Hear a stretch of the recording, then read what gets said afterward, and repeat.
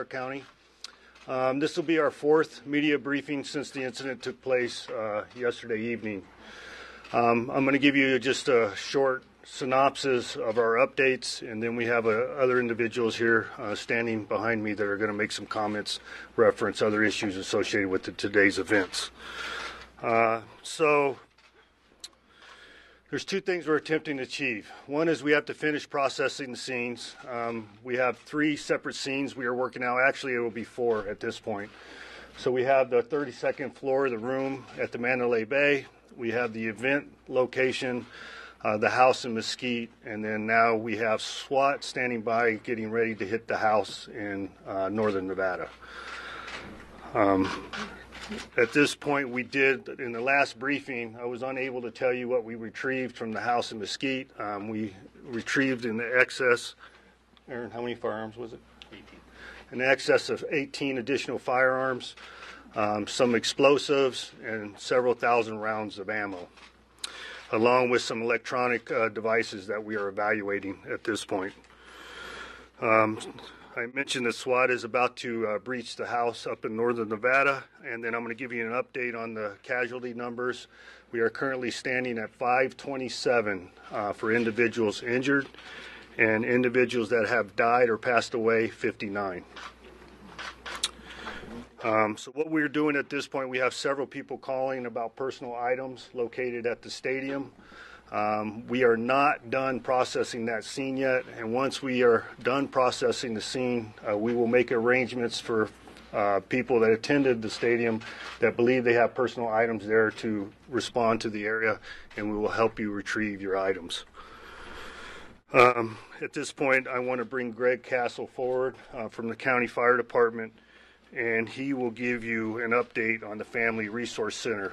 Prior to that, I think it's important and I appreciate for you to put this out, for the people's families that are responding to the Las Vegas area. Some local proprietaries have offered up rooms for the family members at no charge, and that is the Boyd Group, Stations Casinos, the South Point with Mr. Gone, and also Siegel Suites. So one more time, the Boyd Group, Stations Casinos, the South Point with Mr. Gone, and the Siegel Suites. So individuals responding to the Las Vegas area in need of accommodations, those individual properties will accommodate you. So Greg. Thank you, Sheriff. My name is Greg Castle, Fire Chief of the Clark County Fire Department. And as the Sheriff said, there's a couple things I want to mention. The first off is the Family Assistance Center. The Family Assistance Center is set up right now. It's a combination of police department, fire department, the coroner's office, and other local entities working together to provide the services for the families that are coming into town or that are still here trying to handle what has happened with their loved ones. They're providing all kinds of services. As the Sheriff said, many places have stepped up to provide flights, housing, food, transportation, and many other things. So that's a wonderful thing for our community to have come forward and have done. This facility is located in the South Hall of the Convention Center, S2, and it's pretty much taken up the entire South Hall. There's also a donation drop-off area that's been set up to facilitate people wanting to drop off non-perishable goods over there at that site, water and so forth. That entrance to that is off of Sierra Vista, right just west of this Convention Center Area Command Metro building at Joe W. Brown and Sierra Vista. So I'd like to take an opportunity right now to thank the men and women of the fire departments, the Clark County Fire Department, obviously very near and dear to my heart, Las Vegas Fire and Rescue, Henderson Fire Department, and North Las Vegas Fire Department, as we were all teamed up there last night doing what we've trained for so many years. We wish would never happen, but we definitely had a plan in place, and we were able to execute that plan as well as we possibly could. We had 108 firefighters on scene. We have 155 unit hours just for the Clark County Fire Department alone spent last night handling that scene, teaming up with our partners from the law enforcement to reach as many people as fast as we could and to try to do as much as we could for the community. I also want to take a moment to recognize Community Ambulance. They were there as a standby medical at that scene last night.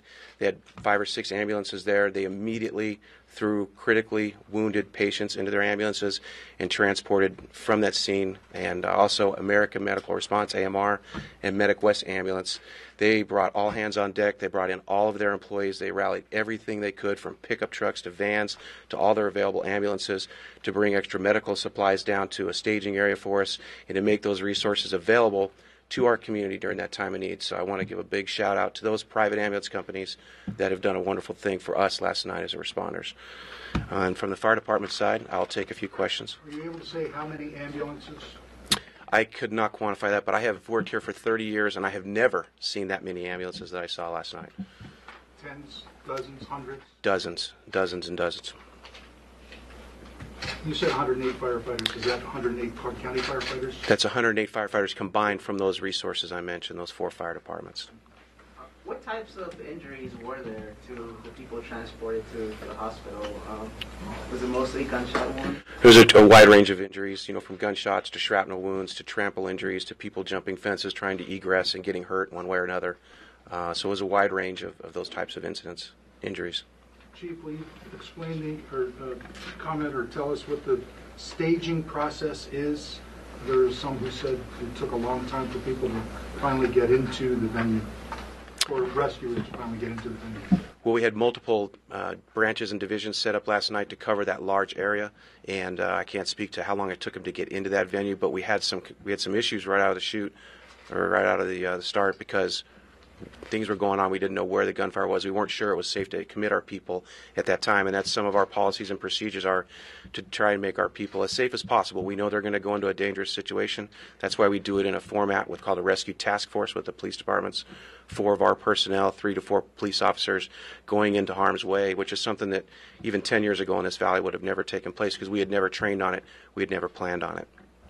Were any firefighters or paramedics injured with ambulance attendants? We had no on-duty injuries of any of our emergency response personnel last night. Did you have any off-duty injuries? From my fire department, no. Greg, can we give John Budenberg Sure. a chance to John. clarify the notification of the families? Okay. Thanks, John. Hey, John. Thank you, Greg. Thank you. Thank you, Greg, and thank you, Sheriff. Again, my name's John Fudenberg. I'm the coroner of Clark County, and I'd like to first of all just ask that everybody keeps those involved in this incident in their thoughts and prayers, and as well as the first responders, all government agencies, all of us that have come together and working on this incident. Please keep us in your thoughts and prayers, and know that we're working very hard to make sure that we take care of the families who have loved ones involved in this incident. I'd like to take a moment and talk a little bit more about the Family Assistance Center. As Chief Castle mentioned, we have that set up at the convention center. We're fully operational right there right now. And we've met with multiple families. We're continuing to interview the families, and the goal of that center is to provide families information about the identification of their loved ones, and as importantly, to collect information from them so we can make the identifications as fast as possible. So we're working very hard at making those identifications. Out of respect for the family, I'd rather not go into any details about the decedents or their injuries at this point. I'm available to answer any questions that anybody may have. Yes, sir. Is the Clark County Coroner's Office equipped to handle these many bodies, or has there been an issue with that? Well, I would like to say we're about as equipped as anybody in the country. I don't know that anybody can be fully equipped to handle this, but we've gotten support through grant money in our county commission through the years. We've trained and we've exercised, and we're putting that training and exercising in place right now. And I think our staff, along with the police departments and fire departments, are doing a heck of a good job in handling this, all things considered. As a coroner, we have to ask. Yes, sir, Ken, go ahead. We have to ask, do you have enough space at the coroner's office for 59 bodies? We do have enough space right now, yes. Sir, go ahead. As of right now, all of the confirmed fatalities have been recovered, and they have been transported to our office, yes. Of the 59 deceased, does that include the shooter or not? I believe that includes the shooter, but again, that number could be fluid. So, that number unfortunately may go up. and I don't want to give an exact number and confirmation at this point. It does not include the shooter. It does not. Okay, thank you, Sheriff. How's your staff? How are you handling this? You know, I think we're handling it about as good as could be expected. I think everybody in this room, everybody in our county right now is suffering as a result of this tragic incident. So I appreciate you asking, but I think we're handling it very well, and our staff's doing a darn good job at managing it. Thank you. Mr. Coroner, are you able to assess the type of injuries that led to these deaths? Were they all by gunshot? You know, again, as Chief Castle mentioned, he spoke a little bit about the injuries. I'd rather not speak to the injuries.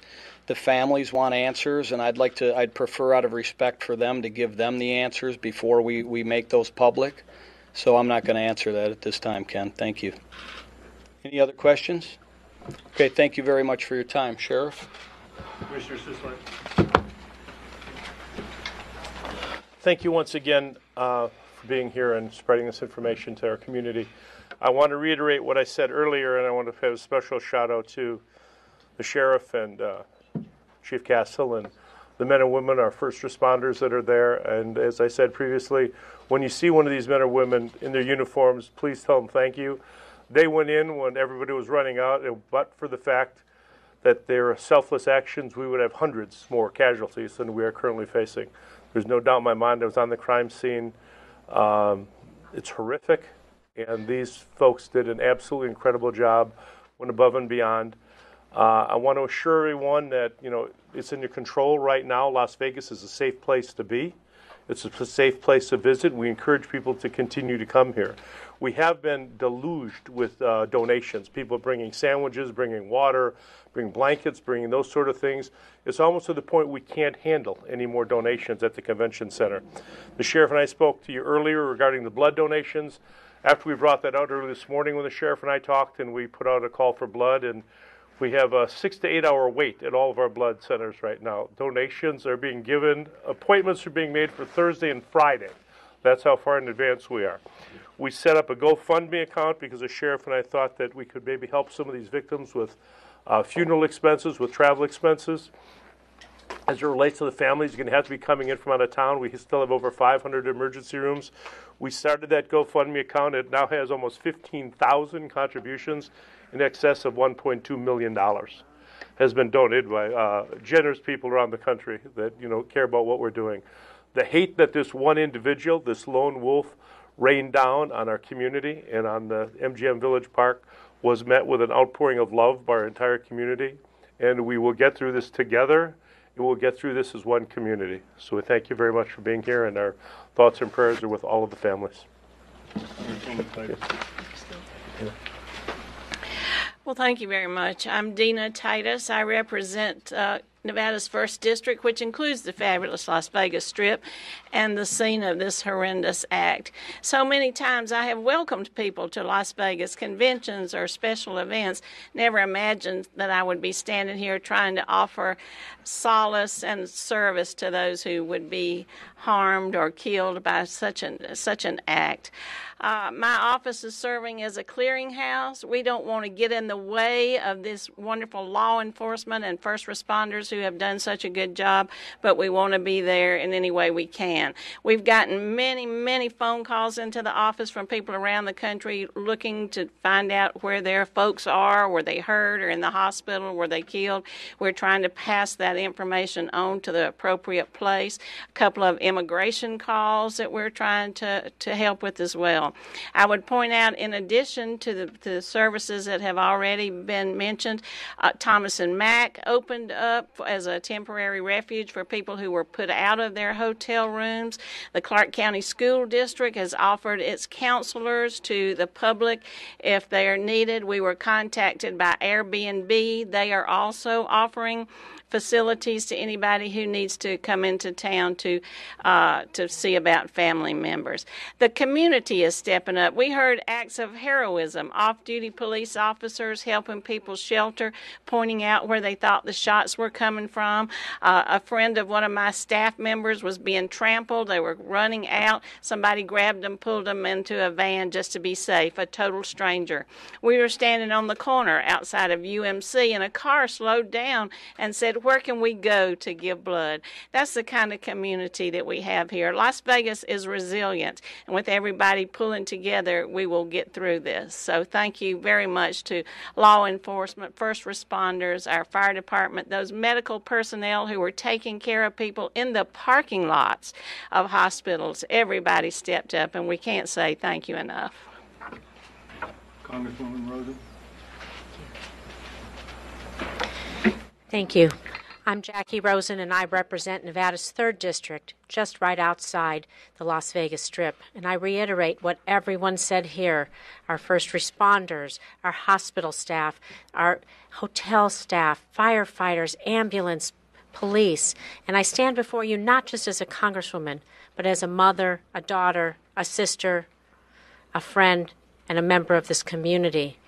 And like Congresswoman Titus said, we are a strong community. We know how to fight, we know how to be resilient, and we know how to pull together, and that's just exactly what we're going to do.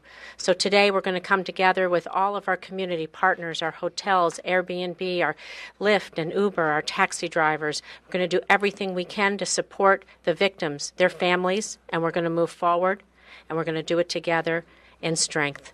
So I appreciate everybody's support that's helped us. Again, thank you. Senator Heller.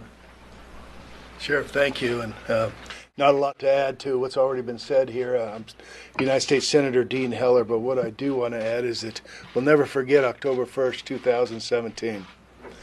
Think about that. October 1st, 2017 will be a day to remember here in Las Vegas. And it's a day that we'll remember for years to come as we remember and think about how dangerous this world can be. I'm very grateful to the Sheriff's Department, all the first responders, and everything that they've done. The help and the support from people around the country, the number of phone calls that we've received, the condolences that are flowing into this community is second to none. And I want to thank our whole congressional delegation for working together, linking arms, and trying to move this community forward. Nevada is strong. Nevada will remain strong. We'll get through this, and we'll all do it working together. Thank you. Madam Mayor. Carolyn Goodman, Mayor of the great city of Las Vegas, and the outpouring of attention, love, sympathy, and offers of help not only have come from around this country, from mayors and governors, but also from abroad. And we want to thank for sure all of the law enforcement and first responders that have come in from other parts of the state as well as from Los Angeles to help us out here. The number of people that have come and gotten in line to give blood has really become an issue that we're going to learn from. We haven't been able to keep up with it. People are frustrated. They love this community. They love what it represents, and they want to do something about it. It's been simply incredible. And to learn that this wonderful fund that the sheriff had set up is over $1 million, you can just feel the heartbeat of the people that call Las Vegas and Nevada home. Most especially in talking, and I spent last night in the hospital at UMC and over at Valley to talk to some of those who were less seriously injured, how confused they were about the issue there, because as you know, when you go to one of these outdoor entertainment and even the inner side, the arena ones, you're usually given a bracelet identification. And because they were up front and because they were in a confined environment, the places to get out were less open to them. But the sounds and talking to the patients, hearing different sounds because they're thinking it's fireworks or it's part of the technology of the music that's being played, they could tell me that they were thinking it was coming from different areas. And the fact that our first responders and law enforcement acted so quickly, so professionally, and attended to the need right then and in there and were able to get up into the Mandalay Bay in 4 minutes is simply an incredible feat. It is something that saved thousands of lives. We had over 22,000 people there in a small area, and it's simply amazing how efficiently law enforcement and first responders worked. You heard those words from our president. He called me on my cell phone and spoke with the sheriff and our attorney general with whom I was speaking, and just whatever he could provide, and he is coming out here.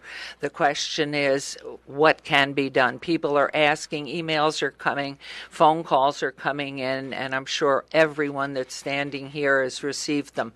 This is a remarkable community of people who are involved, who do care, and this heinous crime, this maniac, could do such destruction to so many people. We even lost one of our members at our city hall. And so it's a very difficult time. While the sun is shining in Las Vegas, it is a very dark and black day. And as I'm sure that was said, October 1st, 2017 will be one of the darkest days ever, and hopefully never again. Thank you. Thank you, Sheriff, and thank you, law enforcement and first responders. Simply unbelievable. Tonight at 5 o'clock at City Hall will be the first of, I'm sure, several vigils. 5 o'clock, City Hall. Pastor Troy will be leading that, and I'm sure there'll be many others. This is a loving and caring community, and I'm proud to be its mayor. Lieutenant Governor. Thank you. I'm Mark Hutchison, Lieutenant Governor of the great state of Nevada. The governor was here earlier and said that this has been our finest hour as a state. It's been our finest hour as a city. It's been our finest hour, I think, among our finest hours as Americans. If you were taken into UMC Medical Center, the trauma center there, and you were alive, you're still alive today. You're still alive at this hour. The amount of skill and professionalism that was shown by those doctors and those nurses and those medical professionals is extraordinary. It's something that we can be very, very proud of. Same is true if you went to Spring Valley Hospital. If you were alive, you're still alive. Could not be prouder of those men and women who saved so many lives in Las Vegas today, and who saved so many lives in Las Vegas last night. As I went into these hospital rooms throughout the day, as many of my friends and colleagues behind me, and they are my friends and colleagues, and there are true Nevadans and true Americans, they heard the same stories that I did. These heroic efforts of ordinary people from all over this country. And I'll tell you how personal it is. I just came from Spring Valley Hospital, and there Karen was injured seriously and was carried away from the scene. And she said, if I ever had a chance to thank this individual, would I please thank him? His name's Sean Topper, who carried her from the scene. And she said, if you get a chance to ever get a hold of him or reach him, let him know that I made it. And she said that he was her guardian angel that day. And we saw and heard story after story like this. Ordinary Americans helping other ordinary Americans. It's a great day for America. It's a very sad day for Las Vegas, my hometown. Tragedy beyond words. But this was the day when Americans helped Americans make it through the night. And I say God bless them all. Thank you. Mr. Hutchison, can you clarify, did you tell us that everyone who went to those hospitals, none of them died at the hospital? When I was at UMC today, I was told by the trauma surgeons that if everyone who made it into UMC alive was still alive. There were those who were not alive when they arrived. That was the latest information that I got as well. There may be more updated information, but that was the information that I got, and wanted to make the point that there was extraordinary skill shown by the medical professionals at UMC. Did anybody go to any hospitals out of this state? I don't know the answer to that. Yeah, we had one individual, best of my recollection, in California. Thank you. Well, I want to thank everybody for coming. So just one more clarification. Besides the vigil at City Hall, there's an additional vigil at 5 p.m. at the Guardian Angel Cathedral, and that is adjacent to the Encore Hotel. Guardian Angel Cathedral at 5 p.m. So I'm happy to answer some questions at this time. Sure. Any sort of manifesto or anything like that found in this? We haven't located anything of that description yet. Sheriff, tell us how many guns were found in the room? 16 in the room. 16 in the room. Can you tell us what kind of rifles he used to shoot? We have calibers ranging from .308 to .223. Is there any evidence that he videotaped himself, phone or laptop or any kind of device? I'm not aware of that at this point. Is there any sort of surveillance? One at a time, Is please. there any sort of surveillance that he had set up to protect himself? I'm not aware of that. Sure. I've been hearing that, but I'm not completely aware of it to testify to it. So. The woman that you were looking at as a person of interest that you Uh-huh. determined you didn't think had anything to do with this, now that you have found 18 more guns in their home and they apparently shared a home, do you revisit that, and how could someone not know that all of that was inside their home? I didn't say we were discontinuing the investigation into that female. We are continuing the investigation into that female. There are several questions that need to be answered, similar to what you propose, but she is currently out of the country. We are making arrangements to contact her upon her return. Sheriff, she's in the Philippines? No, I believe she's in Tokyo. Sheriff, so 16 guns in the hotel room, 18 at the home in Mesquite. Were there any other weapons recovered as part of this? We had a handgun also in the hotel room, and I'm not aware of any other weapons. A handgun in addition to the 16? Huh? A handgun in addition to the 16, right? Yes, ma'am. Did you find anything in the suspect's car at Mandalay Bay? Yes, we found some, I believe it was fertilizer. Is that correct, Todd? I don't know. Ammonia sulfate. I can't recall the chemical compound. What is it? Ammonium nitrate. Ammonium nitrate. Within the car. We didn't have any compounds additional to that. Sheriff, you mentioned finding explosives at the Mesquite home itself. Correct. What are we talking about? The improvised stuff, Anto? No, I believe it was tannerite. Have you been investigating any kind of a gambling debt, like huge, No, I also saw that on the internet and presented in the internet. I believe some journalism research produced that, but we haven't had the opportunity to evaluate it. Sheriff, why is SWAT team up north? Why are you sending a SWAT team up north? Do you know what's in that house? No, we don't, ma'am. We have to, as part of the SWAT team is attachment of our armor personnel or our bomb squad, and we want to ensure that there's no booby traps available. Did you use that Mesquite as well? Yes, we did. Were any of the weapons modified from their original purchase? I mean, We believe so. We haven't broken them down. The ATF hasn't evaluated them yet, but we believe, I don't know if the sear pins have been filed or whether they've been converted to fully automatic. Would the weapons be characterized as assault weapons? Slow down, please. Have we found anything in any of the places that you've searched? Computer hard drives? Yes, we have. Anything else like that? Yes, we have. We haven't evaluated them yet. The FBI has given us their resources to evaluate those. Would the weapons be characterized as assault weapons? Yes. Would they be? Were any of them modified or purchased automatic? I'm not aware of that. We are aware of one gun dealer that has come forward to say that he had sold the weapons to the suspect, but we are aware of some other individuals that are engaged in those transactions. Gun dealer in Las Vegas? Huh? Gun dealer in Las Vegas? I'm not aware of Las Vegas. We're aware of Arizona so far, but we're working on further. was this just as simple as he had a huge suitcase and brought it all in himself? No, there were several suitcases. I can't give you the exact number, but it was in excess of 10. So, how long he was in the hotel for? from the 28th. So he methodically just kept bringing suitcases back and forth, and no one thought the wiser. Maybe they, it's a big place. I get it, but I wish that would have happened, ma'am. Absolutely wish that would have happened. he visited the Harvest Festival during that time since he checked in? We don't have any evidence of that. Did he have a working motive at this point? No, we don't. Did he stay in one room, two? It was one large suite that had 2 rooms. Can you explain what led you to the 29th floor instead of the 32nd, and just how you got to In the interaction with security, they believed it was between the 29th and the 32nd floor. And we had to evaluate each floor moving up. Is there any Did you belief find that the he room was because of the here smoke? prior to this weekend? Maybe there was some talk that he might have been at Life is Beautiful or a different music festival? We are researching that. We had information that he may have attended Life is Beautiful, but we haven't confirmed it yet. Did you find the room because of the smoke detector, because of the broken window? What led No, we had complaints from customers into security. And did the SWAT team break down the door? Yes, they did. Was he engaged by security before police arrived? No, he engaged security. He shot through the doorway and struck security guard. Was unspent ammunition found in the room? Yes. How Did you say how much?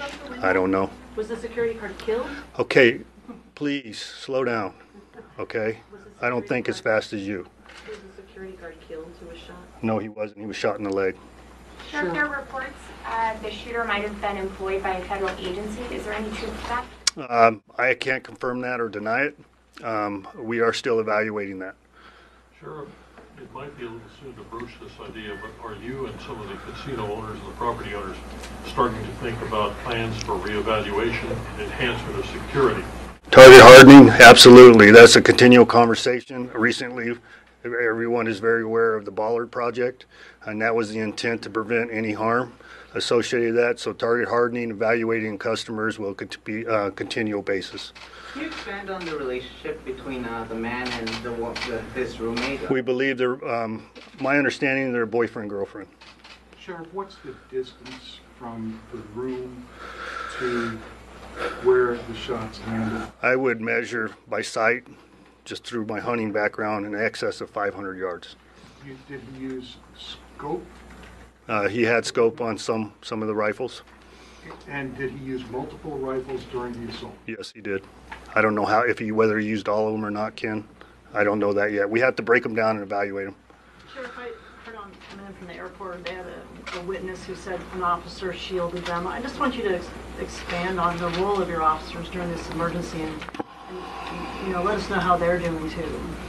Yeah, I mean, that's a very difficult question. Well, it's not difficult. It's a very hard question for me to answer because of what they did, the heroic acts. Quite often we're the ones that go in when everybody's running the other way. And then in case in point, this event, that's exactly what occurred. And we asked the officers who are well trained to address these type of events, active shooter events. But this is different than anything they've trained for because the active shooter is unreachable. So our intent is life safety. That's our first priority in law enforcement, and I'm very proud of what our officers did. We heard earlier 4 minutes. Was it 4 minutes? I couldn't give you, I don't even want to guess on a time, Ken. You probably do a better job than me with the evaluation of the video. Has ATF given you a timeline on when they can expect the traces to be done, and what are you expecting to learn? I believe that in short order. I'm hoping we'll get that. Aaron, you have any timeline on that? I would anticipate in the next day or two. ISIS is still claiming responsibility for this. Good for them. Evidence of that? Huh? You have anything? No, we have no evidence of that. Sheriff, when he was engaging with your officers, was there anything said?